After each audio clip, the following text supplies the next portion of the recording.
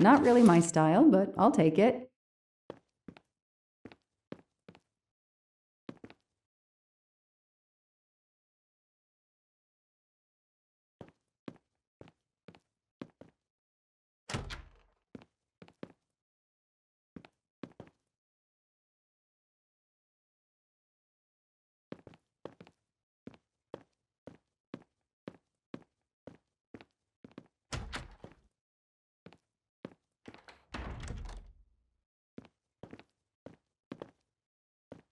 An extra computer so I don't have to go all the way out to my desk. An extra computer so I don't have to go all the way out to my desk. I'll add these to the file. Anything that will erase Clark's smile. The only comfortable chair in the whole station. But there's no time to rest. Case files. A lot of them for our tiny town. This is all a game to him, and he doesn't expect to lose.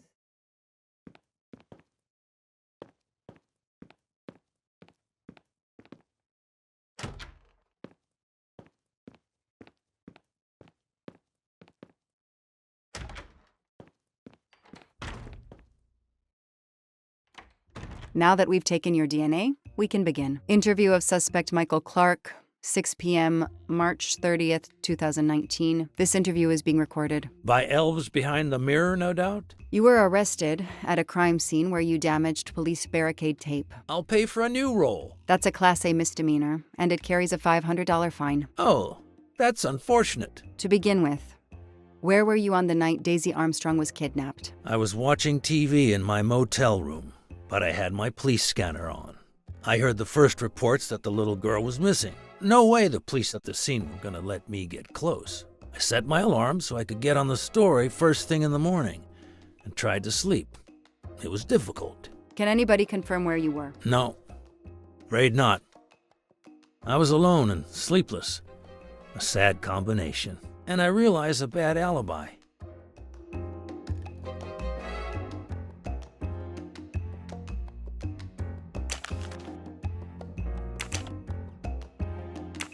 Let's move on to the gas cans and what we found in your pockets when you were brought in here today. That sounds exciting.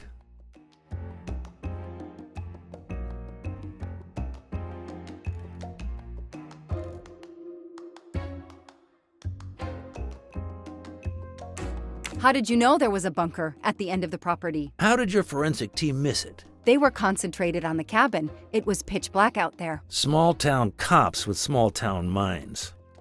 I'm sorry, that was unkind. You know, I'm a bit like you. My job is to find something a news program's viewers want to see. You do it for justice. I do it for money. I just have more flair than you. I know you're lying, Mr. Clark. I followed your footprints from the cabin, and they led directly to the bunker. It was very well hidden. You had to know it was there. Think whatever you want, detective.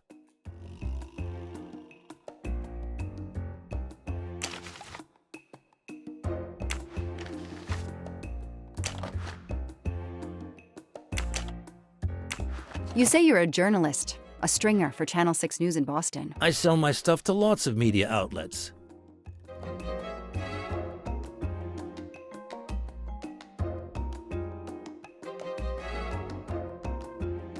How is your editor doing? Last time we spoke, she was fine.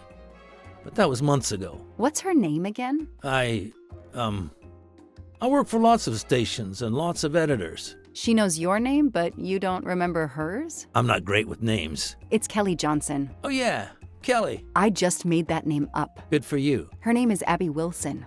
Mr. Clark, you lie like you breathe. Huh. Well, that was mean. He thinks he's invincible. I need to play his ego. That's the key. What are you doing in the Berkshires? And what is your connection to the Armstrong case? For the past few months, I've been working on a big case. Boston 6 News was looking forward to my next story. The Armstrongs have been on my list of potential targets for a long time. I changed gears when Daisy was kidnapped and started investigating the Armstrongs.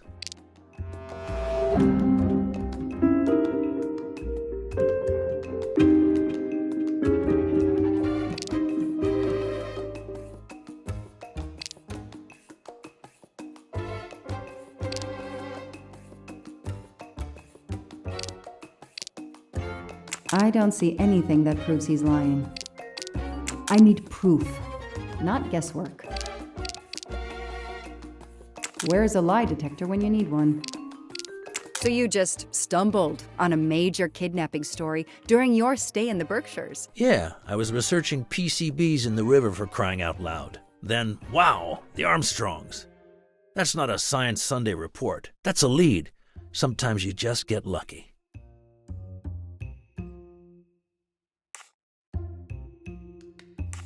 Your camera in the pickup. There were photos of Daisy from before she was kidnapped. The Armstrongs are a famous family, like the Kennedys or Hollywood couples. Gossip sites love them.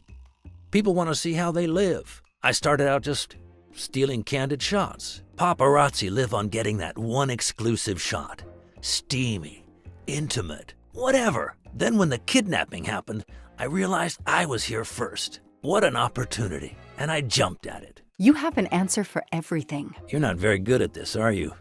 How long have you been on the job? Long enough to put you away for life. If you killed that little girl.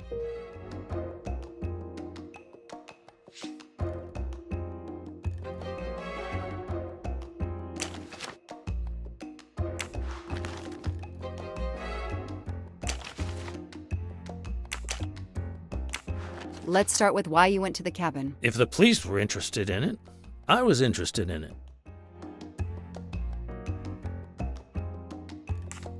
That pickup of yours, that's a very nice ride. Especially for a stringer who only gets a few stories on the air. How can you afford it? When Boston 6 does use a story, they pay okay. That truck is top of the range. How much did it set you back? $55,000, $60,000? When I have to, I do what everybody else does. I take out a loan. How about you, detective? You got a loan on your car? He's enjoying himself. I need to throw him off balance somehow, surprise him into making an error. Explain to me again how you got to the crime scene. I listened in on the police radio frequency. Anybody can do it with a scanner. I headed for the crime scene in my trusty pickup, like I've done for years. After the forensic team left, I needed to see the crime scene for myself. I got to the bunker just before you arrived.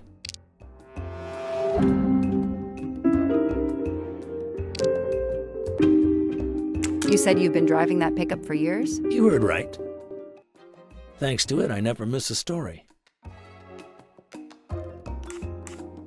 You say you've been using your pickup for years, but the title certificate is not in your name. The truck belongs to somebody named Stephen Baker. Okay, I don't get why the pickup is so important to you, but I guess my ego made me say that. Yeah, the pickup was lent to me by a friend. I couldn't afford it even with a loan. I think you stole it, Mr. Clark. You needed a pickup like that for our mountain roads, so you stole that one. Try proving it. But while you run off on some wild goose chase, you can't hold me. I know that Clark is lying. I need to reconstruct the whole sequence of events in order to understand what happened.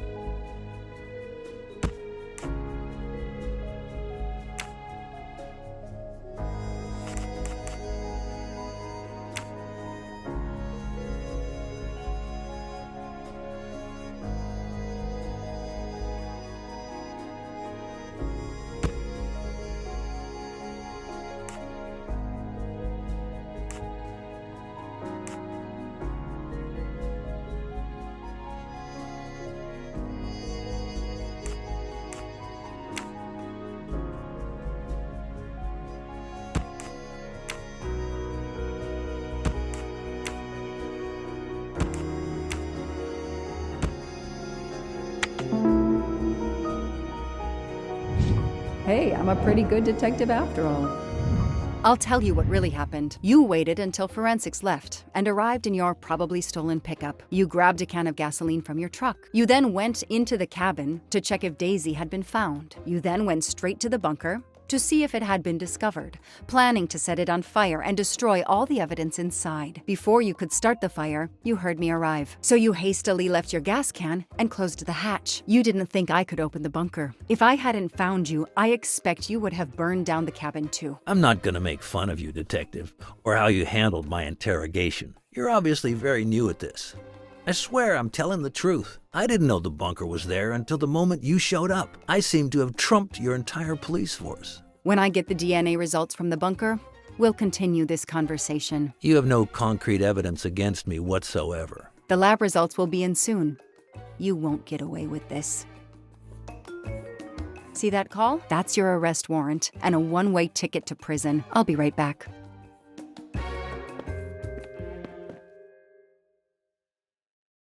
Hello, sir. I think I found the man who kidnapped Daisy Armstrong.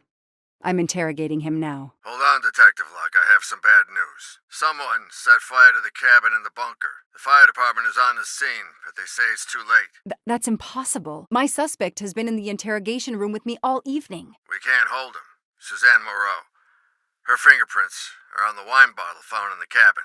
We also found an unknown person's fingerprints, but they don't match your suspects. Sir, with all due respect, I'm convinced Michael Clark is involved. Detective, I'm cutting you some slack already. But we cannot hold your suspect simply because you're convinced he's guilty. We have evidence that Suzanne was working with an accomplice, Noah Garrity. I order you to release the reporter and arrest this Moreau. Let me just check my last lead. The DNA analysis of the hair found in the bunker safe. The results just came in. I know how hard this is. Okay. Get the DNA results. Detective Locke, I will give you 1 hour maximum. Then you close the file and arrest Suzanne Moreau. Thank you, sir.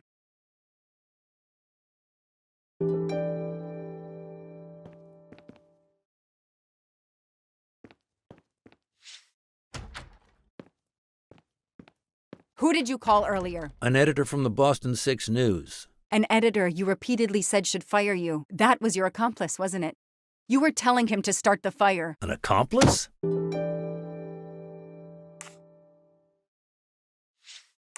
I know it was Noah you called. I'm saying nothing more without the presence of my lawyer. Stay right where you are. I'm not done with you yet. Wow. Do I hear grounds for a lawsuit? Some poor innocent woman is being accused instead of you. You set her up, didn't you? You have to let me go, Detective. All I need is one more phone call to the lab. I know it's you, and I'm going to prove it.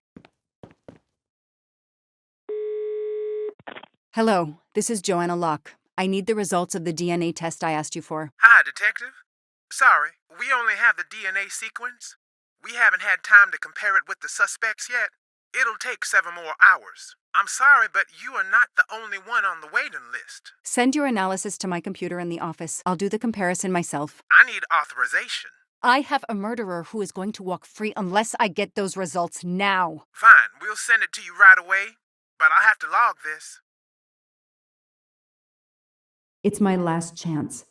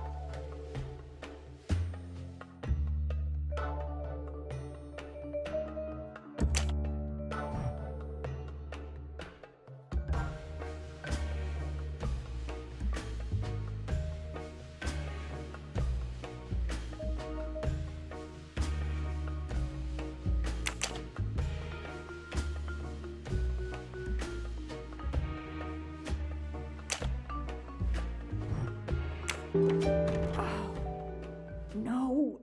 No! Suzanne? I don't understand. I was sure it would be Clark's hair. I'll have to let him go.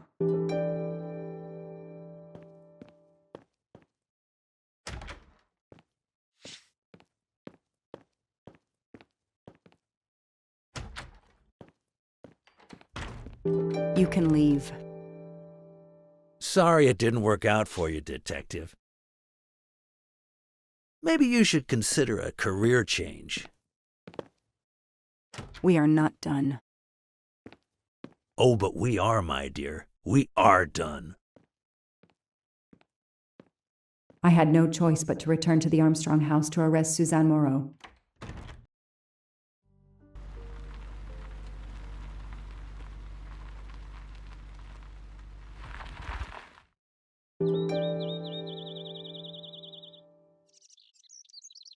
The arrest warrant for Suzanne Moreau.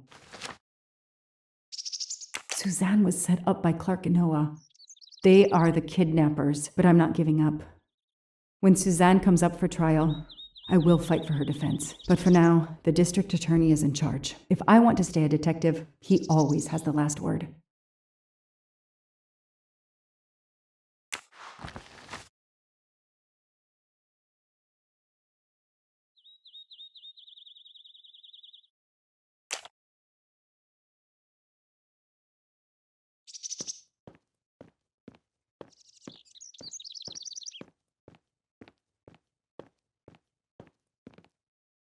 The door is wide open. How strange.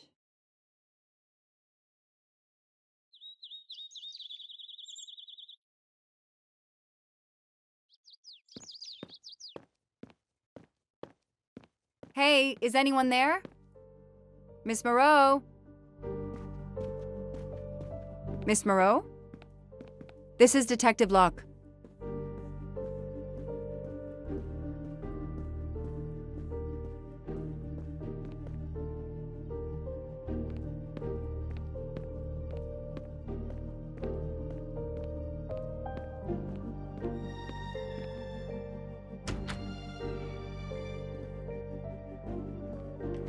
Miss Moreau, can you hear me? It's me, Detective Locke. You must get up now. Miss Moreau? Miss Moreau, can you hear me? Suzanne Moreau is dead. There are no traces of blows or injuries on her body.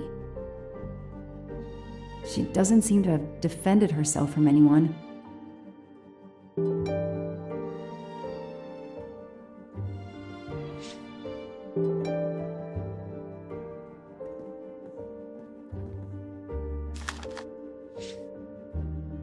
Suzanne was telling the truth about her mother.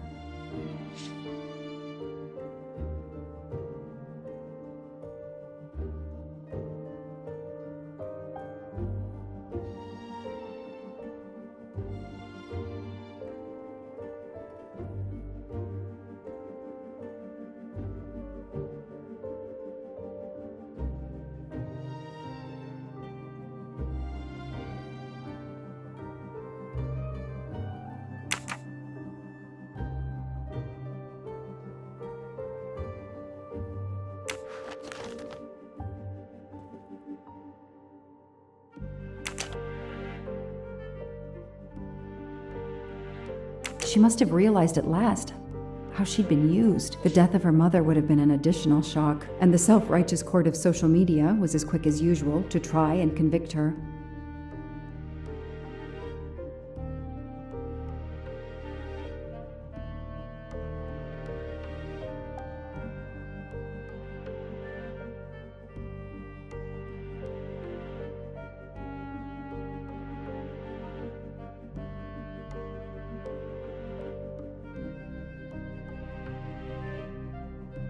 She must have realized at last how she'd been used. The death of her mother would have been an additional shock, and the self-righteous court of social media was as quick as usual to try and convict her.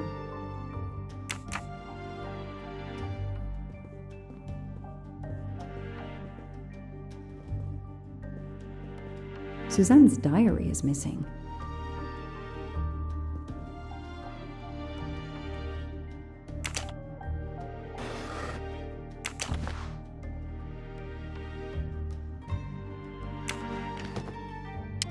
Her glasses are missing.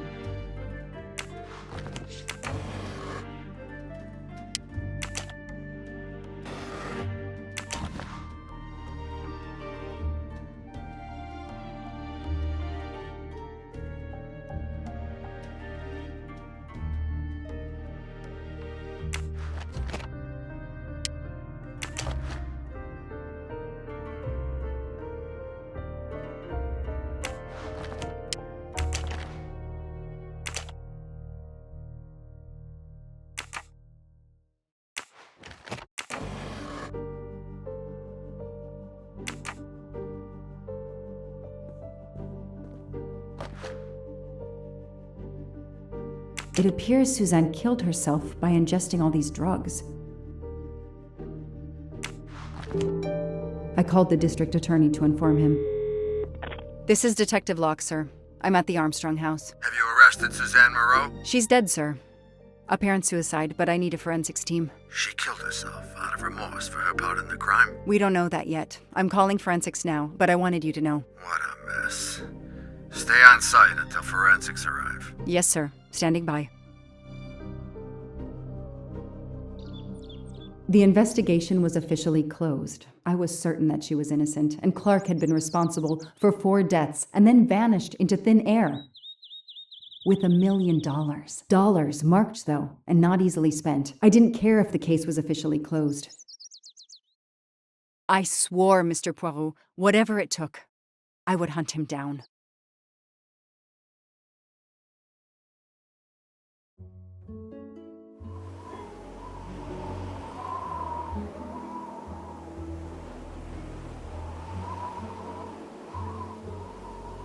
I waited for the forensics team, then went into the station to write my report. I was officially off the case. Thank you, mademoiselle. That obviously cannot be the completion of your story. If I might ask a question? Of course.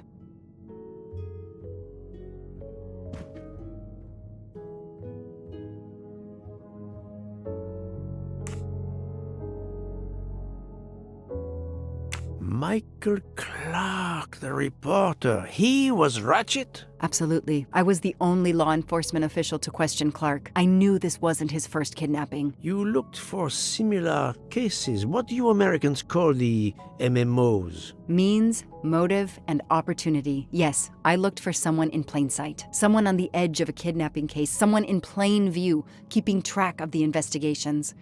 An innocent witness, a concerned neighbor, even another reporter. And eventually you found a name behind an alias. Yes, I found a name.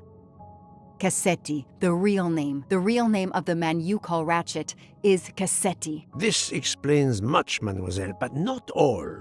It explains why she is our #1 suspect. But not how she came to be on this train. Attends, she has grown pale. I don't know what's wrong with me. Excuse me, Mr. Poirot. I don't feel very well. You are exhausted and still feeling the effects of the drug. Stay with us, mademoiselle. One more effort. I need to know your recent movements. I snuck aboard the train. This I observed. You came directly to this room? Yes, and other than a couple of careful trips to the ladies yesterday, I never left this room. I didn't want to be spotted by Ratchet. Yesterday, I chatted with my roommate, Miss Schmidt, I think, here in our room. She brought me some dinner. I got very sleepy and nodded off. And now she nods off again. Is this a joke? She must be faking so we can't interrogate her further, Poirot. No, Book. She really seems to have fallen asleep again. It is my fault.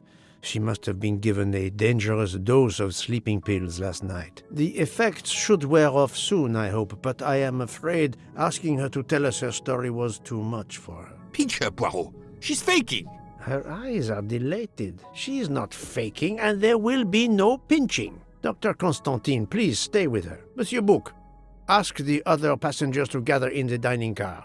There are still many questions I need to ask. But all of them together? Won't someone overhear your questioning the others? I will speak softly because I am trained to do so. They will speak softly because they want to. Very well. I will do as you say.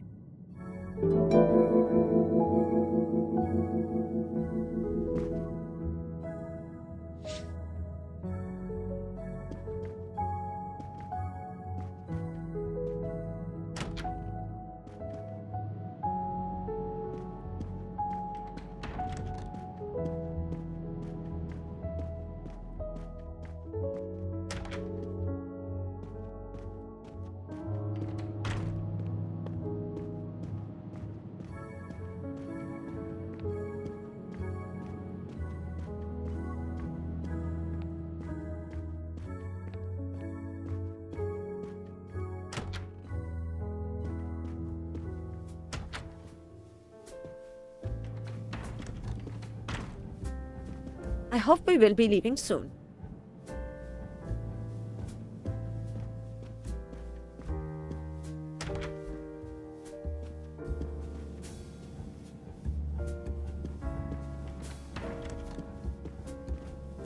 I should go and interview the passengers in the restaurant car.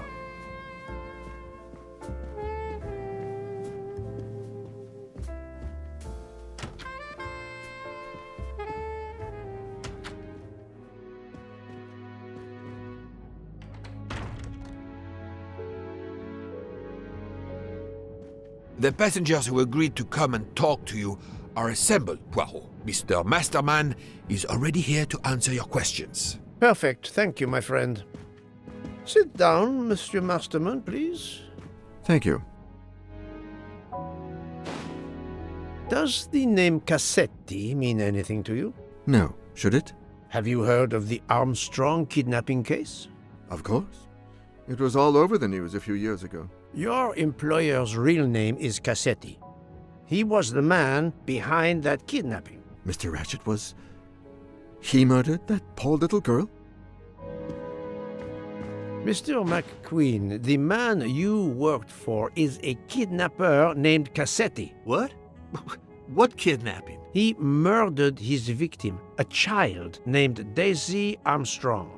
The Armstrong kidnapping? You had no idea of Monsieur Ratchet's real name? Damn skunk! Why are you so upset? My father was the district attorney who handled the case, Mr. Poirot. I saw Mrs. Armstrong more than once.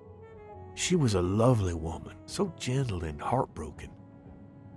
If ever a man deserved what he got, Ratchet, or Cassetti, is the man. He didn't deserve to live.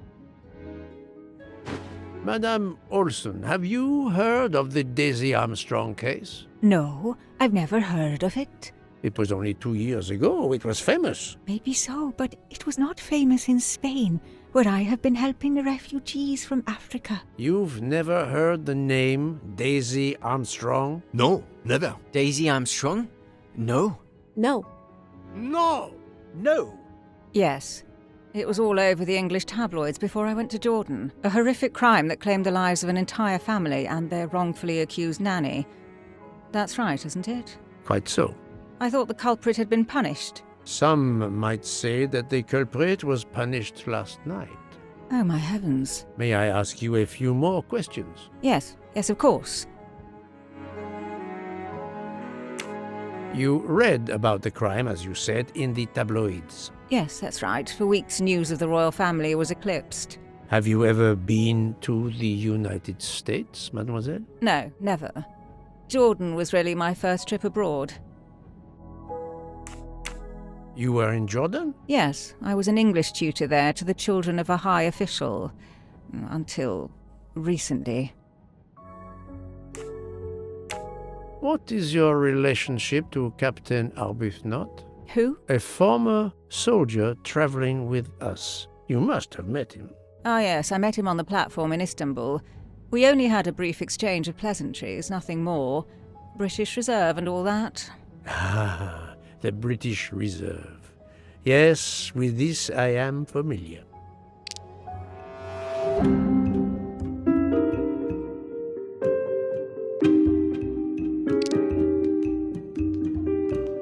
That does not prove she's lying.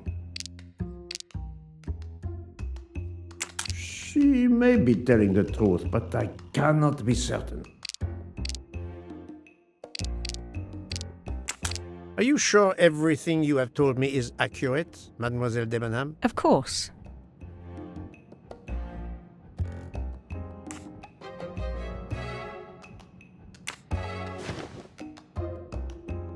Mademoiselle, I know that you met Captain Arbuthnot at the Tocatlion Hotel. You were spying on me. I am very attentive to my surroundings. It helps in my profession. Well, it's your word against mine.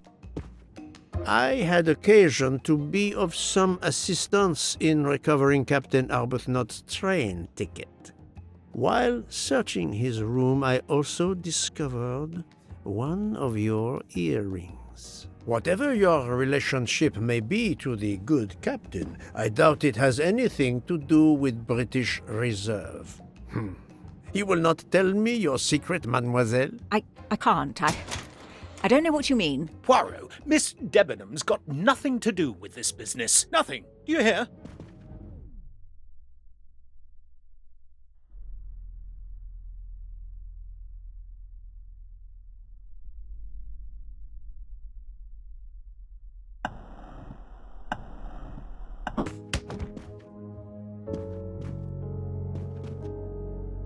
Archie, stop!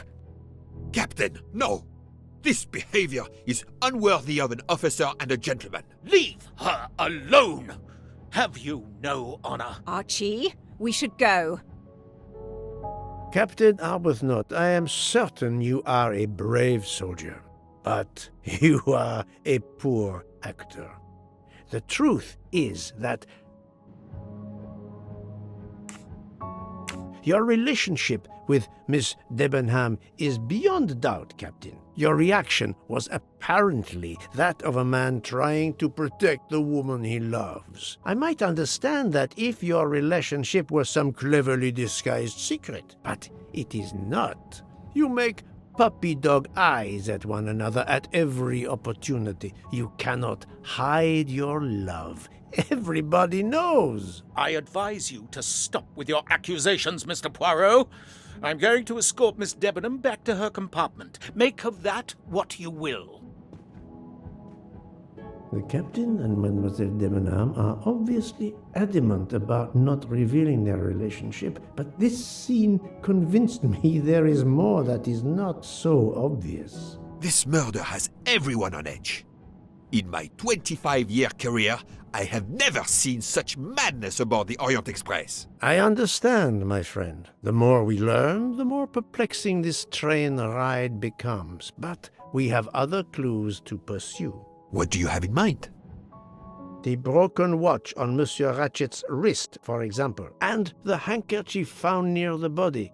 Who does that belong to? This little drama we have just witnessed has not put you off the scent. Far from it, my friend. Will you return to your watch over Mademoiselle Locke? Yes, I will. Dr. Constantine can probably use a break. Good. Au revoir, Poirot.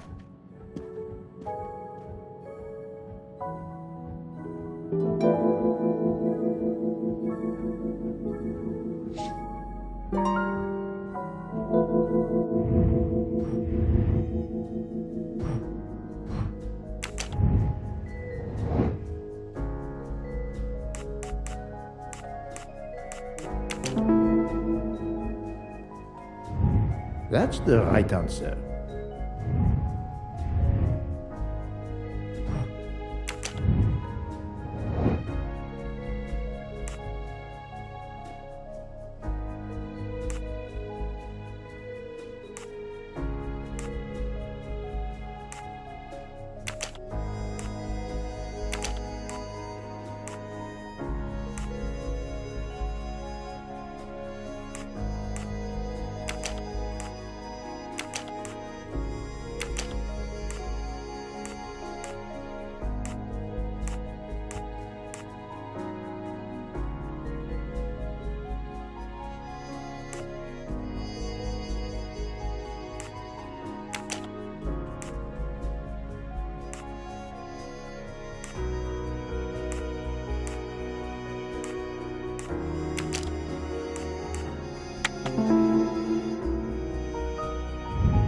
Et voilà.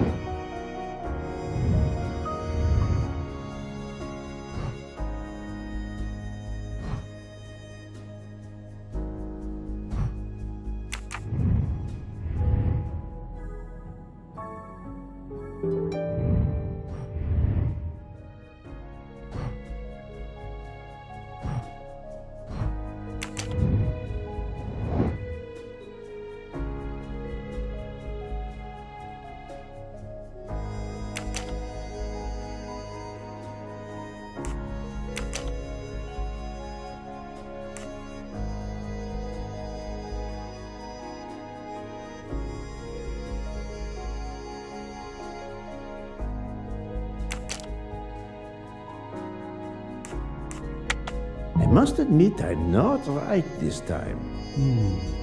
Let me consider all the possibilities.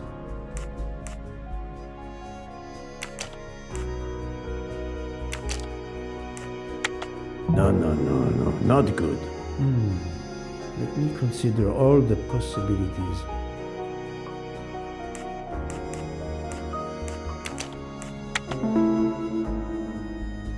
Yes, there are only 3 possible hypotheses. The watch has been tampered with, or it is out of adjustment, or it indicates the time of the murder. I shall explore these last 2 possibilities before reaching any conclusions. If the watch is out of adjustment, it may be broken. There may also be another reason related directly to Ratchet. Maybe the watch is set to another time zone.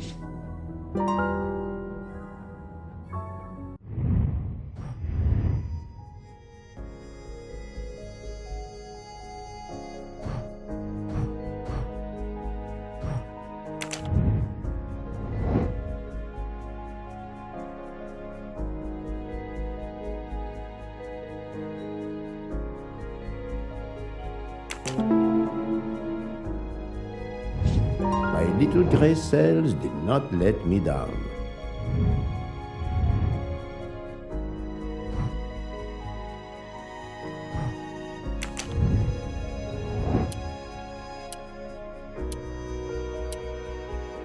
I do not think that's the right answer.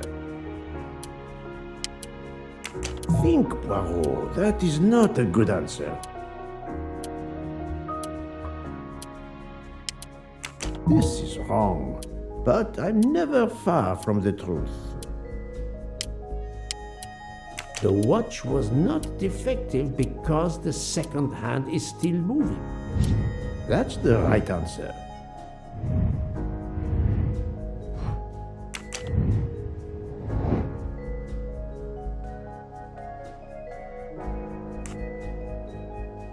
Good.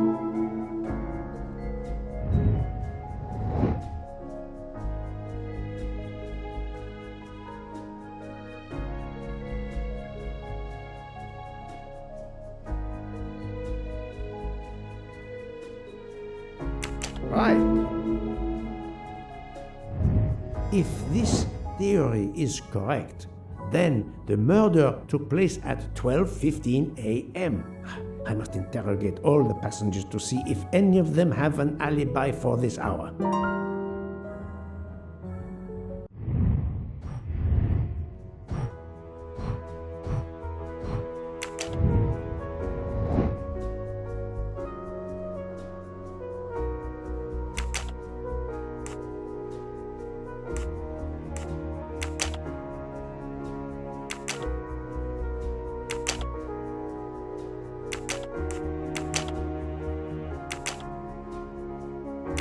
Think, Poirot. That is not a good answer.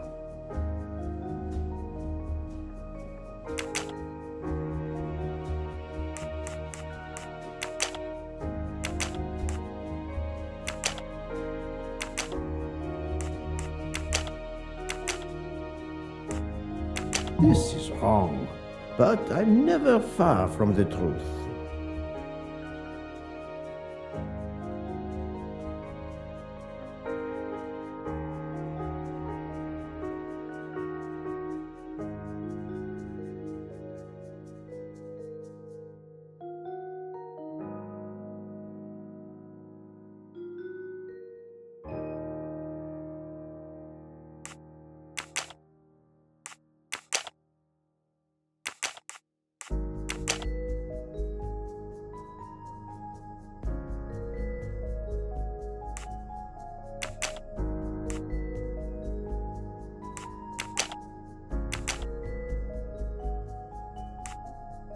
I must admit I'm not right this time.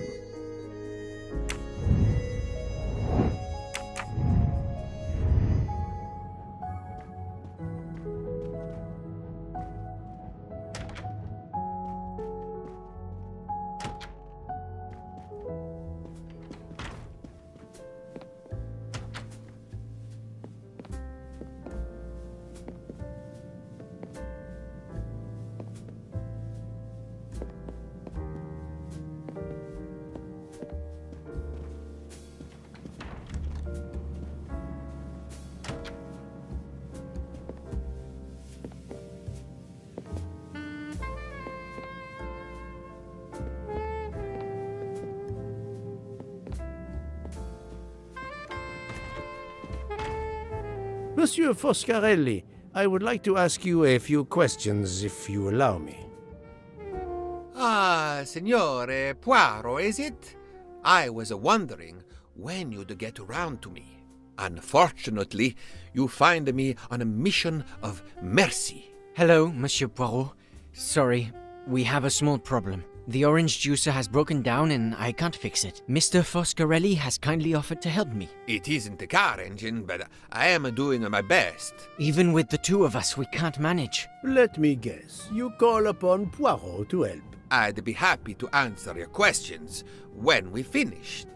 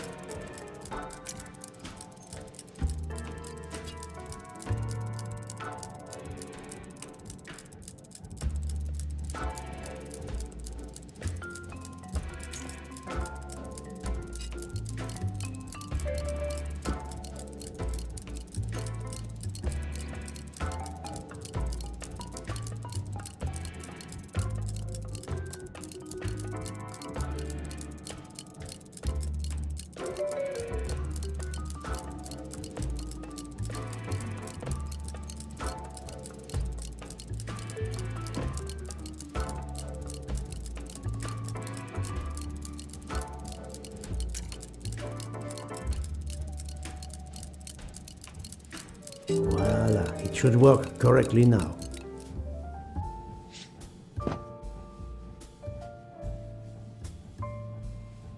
Bravo!